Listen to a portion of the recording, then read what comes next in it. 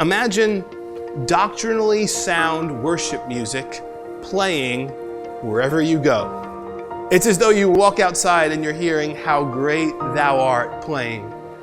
See, because that's what's basically happening. Creation all day long, via the sun during the day, via the beautiful skies, via green grass, via creation. We can even go on to human beings made in the image of God and so on. But then at nighttime when the stars are out and so on, it's as though doctrinally sound worship music is playing all the time. How great thou art. It doesn't stop, it's continuous. You look up at the brightness of the sun and you get a created illustration of God's radiant light. Then when night comes, you see things that you couldn't see during the daytime. You lift up your eyes to the evening skies and the moon and the stars remind you of the infinite knowledge of God who knows the stars by name. Now, if inanimate nature is doing that, how much more should men and women, boys and girls who have believed the gospel and have been bought by the blood of God's Son, just overflow with praise?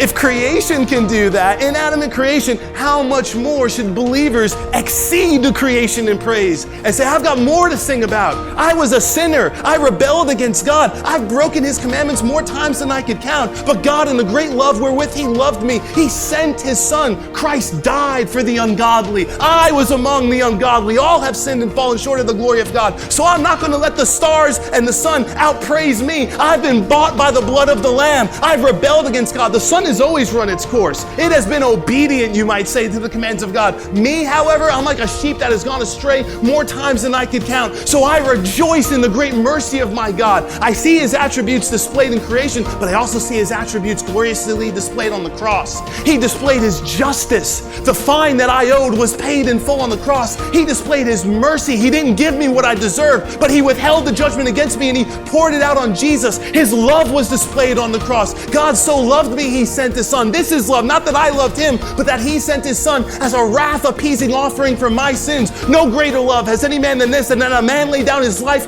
for his friends, and Christ laid down His life for the sheep, and He had the power to take it up again. The sun, the moon, and the stars will not outpraise me.